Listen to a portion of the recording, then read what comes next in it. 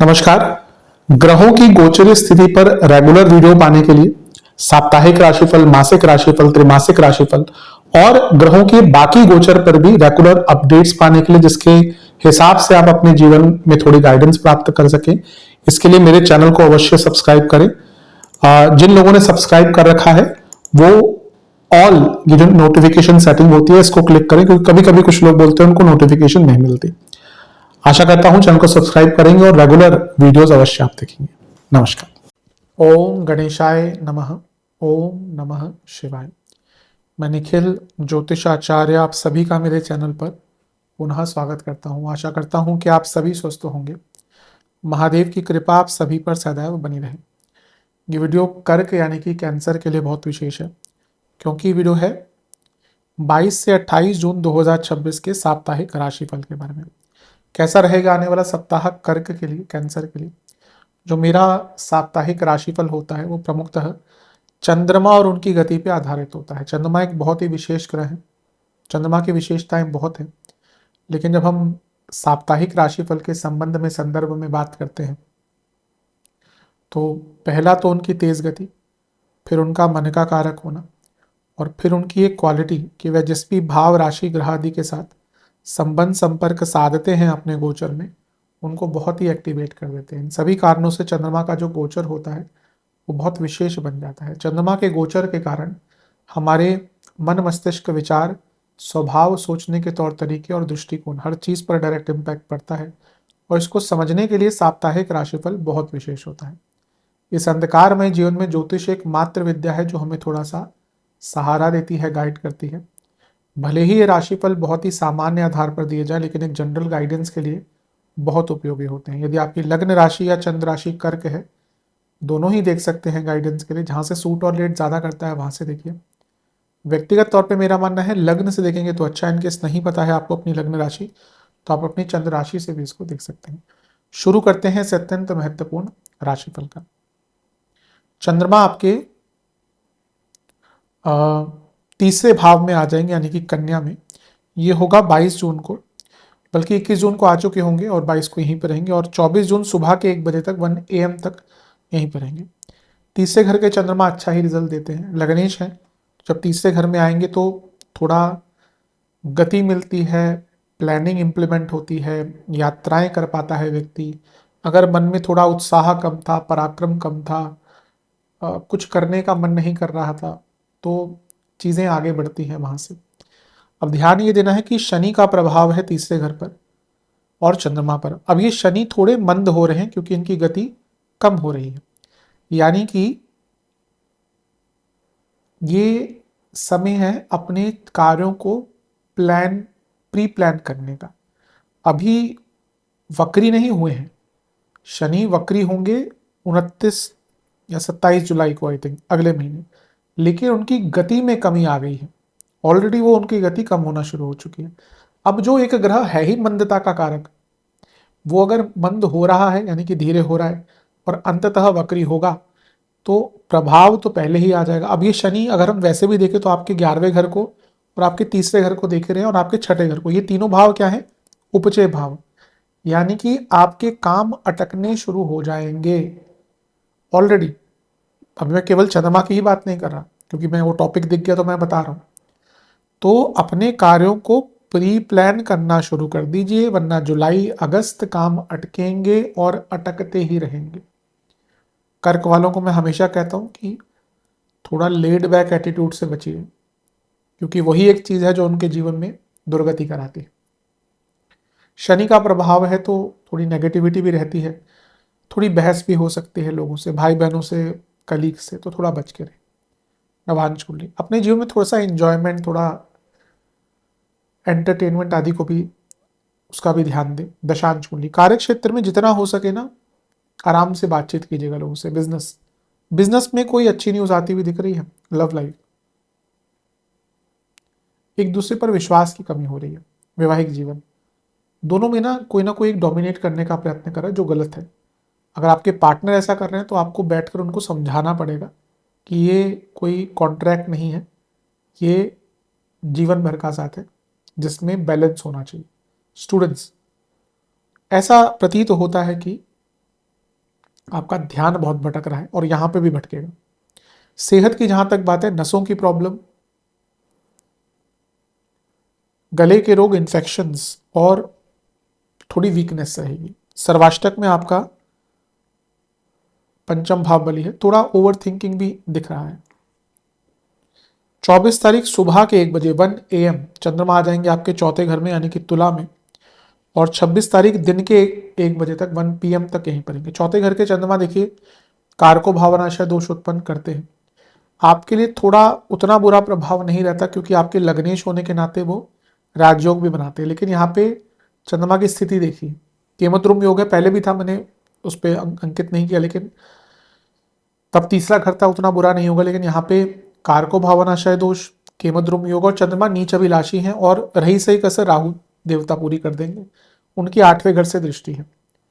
मानसिक रूप से बहुत ट्रबल दिख रहा है, इमोशनल, ऐसा लग रहा है कि आपके मन में बहुत कुछ है लेकिन आप समझ नहीं पा रहे कि उसको प्रोसेस कैसे करें और कन्वे कैसे करें।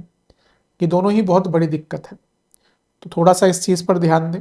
जितना हो सके अपने मन को शांत रखें, भावनात्मक तौर पर किसी से बहुत अटैचमेंट ना रखें, क्योंकि अटैचमेंट्स भी हमें ना बहुत दुख देती हैं। मेरे हिसाब से तो अटैचमेंट्स सारे दुखों का कारण है।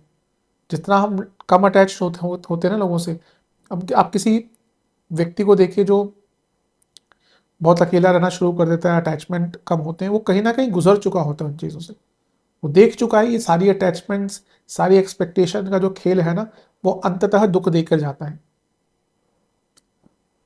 हम कितना भी इस चीज़ को बोल रहे हैं, प्यार, मोहब्बत, अपनापन, सब ट्रांजैक्शनल होता है, हर चीज़ ट्रांजैक्शनल है आज के टाइम में। इवन माँ बाप का प्यार भी ट्रांजैक्शनल है। कौन बच्चा ज़्यादा अच्छा करता है तो उसको ज़्यादा स्नेह मिलेगा। हम कहते हैं कि माँ बाप का अनकंडीशनल प्यार होता है, दिख जाता है वहीं पर। तो कुछ भी चीज़ आज के टाइम में आ, हम नहीं कह सकते कि ट्रांजैक्शनल नहीं है, इसलिए अटैचमेंट जितनी रखेंगे उतना दुख पाएंगे। ये सत्यता है जीवन का, जीवन की सत्य कहानी है जीवन की। ये attachments and expectation will always hurt you. तो अभी यही दिख रहा है कि आप बहुत अटैच्ड हो रहे हैं, बहुत एक्सपेक्टेशन रख रहे हैं, और ये अंततः आपको तंग करेगी चीज़। जीवन में थोड़ा सा लाइट हेडेड हो जाइए। भावनाओं में बहकर कुछ भी मत कीजिएगा। नवांश कुंडली बता रही है कि थोड़ा एंटरटेनमेंट पर ध्यान दीजिए। बिजनेस दशांश कुंडली कार्य क्षेत्र में जो काम नहीं कर सकते उसके लिए मना कीजिए। बिजनेस की जहां तक बात है, थोड़ा पैशनेटली इन्वॉल्व होइए अपने काम में। लव लाइफ, एक दूसरे के ज़रूरतों का ध्यान दें। वैवाहिक जीवन, हो सके तो एक यात्रा पर जाइए अपने लाइफ पार्टनर के साथ, कुछ अलग कीजिए। स्टूडेंट्स, स्टूडेंट्स के लिए बहुत अच्छा टाइम, कोई बहुत अच्छी खबर आपके लिए आती हुई दिख रही है। सेहत की जहां तक बात है, कफ की problem, breathing issues, anxiety, sleep disorder. सर्वाष्टक में आपका लाभ स्थान बली है, प्रॉपर्टी आदि का लाभ दिख रहा है। आपके घर में किसी को प्रॉपर्टी का लाभ हो सकता है, अच्छा टाइम। 26 तारीख 1 बजे दिन के 1 PM चंद्रमा आ जाएंगे आपके पंचम भाव में यानी कि वृश्चिक में, और सप्ताह के अंत तक यहीं पर रहेंगे। चंद्रमा का पंचम भाव में आना एक प्रकार से अच्छा होता है, लेकिन देखिए लग्नेश की स्थिति देखिए, यहाँ पे केमद्रुम योग, नीच के चंद्रमा और मंगल की दृष्टि। अब मंगल की दृष्टि वैसे अच्छी है क्योंकि योग कारक है, लेकिन मंगल का अपना तत्व भी तो होता है। एक ग्रह के लिए कितना भी अच्छा हो, उसका जो अपना तत्व है वो नहीं जाएगा। अगर शनि आपके योग का कारक भी है तो वो शनि है, मंगल योग कारक भी है तो मंगल है। अच्छी चीजों की पहले बात करते हैं। मंगल का प्रभाव है, पैसों के लिए अच्छा है, चंद्र मंगल योग है। प्रॉपर्टी के लिए फिर से ये टाइम बहुत अच्छा है। इवन अगर आपका कोई पेमेंट फंसा हुआ था वहां पे चीजें अच्छी रहेंगी। मंगल 10वें घर के स्वामी है और 10वें से अष्टम के स्वामी है, और यहाँ पे देख रहे हैं चंद्रमा को। जॉब चेंज करने का अच्छा टाइम है, लेकिन गुस्सा, गुरु का प्रभाव भी है। अब ये धन के लिए तो बहुत अच्छा टाइम दिख रहा है। ऐसा लग रहा है कि आपके घर वाले, किसी घर के व्यक्ति के लिए भी कोई बहुत अच्छी न्यूज आ सकती है। लेकिन गुरु मंगल, अब गुरु भी आपके छठे घर के स्वामी है, मंगल मंगल है, तो इंजरी का योग बन रहा है, चोट चपेट का योग बन रहा है, और गुस्सा तो भयंकर रहने वाला है। तो इन चीज़ों पर नियंत्रण रखें, फ्रस्ट्रेट ना हो, किसी की बातों में आकर अपना मूड खराब ना करें। लोग कुछ ऐसे काम करते ही हैं कि आपका मूड खराब होगा, इस टाइम पे ऐसा योग बनता है। बचिए और ज़्यादा ना सेंसिटिव मत रहिए इस टाइम पे नवांश कुंडली। मैं फिर से कहूँगा, आप अपने जीवन में थोड़ा एंथुजियाज्म लाइए। ऐसा लग रहा है बहुत बोरिंग चीज़ें हो चुकी हैं। दशांश कुंडली कार्य क्षेत्र में एक फ्लो की कमी है, उस पर काम कीजिए। बिजनेस, आपके बिजनेस में ना आपको स्ट्रेंथ लानी पड़ेगी। वो कैसे आएगी? रिसर्च से, टेक्नोलॉजी से। लव लाइफ, अभी जो मैंने कहा था, थोड़ा एडवेंचर लाइए, थोड़ा नयापन लाइए। वैवाहिक जीवन, बहुत लड़ाई झगड़े हो रहे हैं, भूल कर आगे बढ़िए, बल्कि किसी और के साथ नहीं, वो लड़ाई झगड़े भूल कर आगे बढ़िए। स्टूडेंट्स की जहाँ तक बात है, आपकी कोई इच्छा पूरी होती हुई दिख रही है, कोई काम पूरा होता हुआ दिख रहा है, स्टूडेंट्स के लिए बहुत अच्छा टाइम है, कंपटीशन के लिए बहुत अच्छा टाइम। सेहत की जहाँ तक बात है, बीपी, हड्डियों की प्रॉब्लम, एसिडिटी तंग करेगी, एंग्जाइटी भी रहेगी। सर्वाष्टक में आपका छठा घर बलिए, बहुत व्यर्थ की चिंताएं दिख रही है हफ्ते के अंतिम भाग में। कोई बात एकदम बेबुनियाद भी होगी ना, उस पर भी आपको गुस्सा और फ्रस्ट्रेशन हो जाएगा।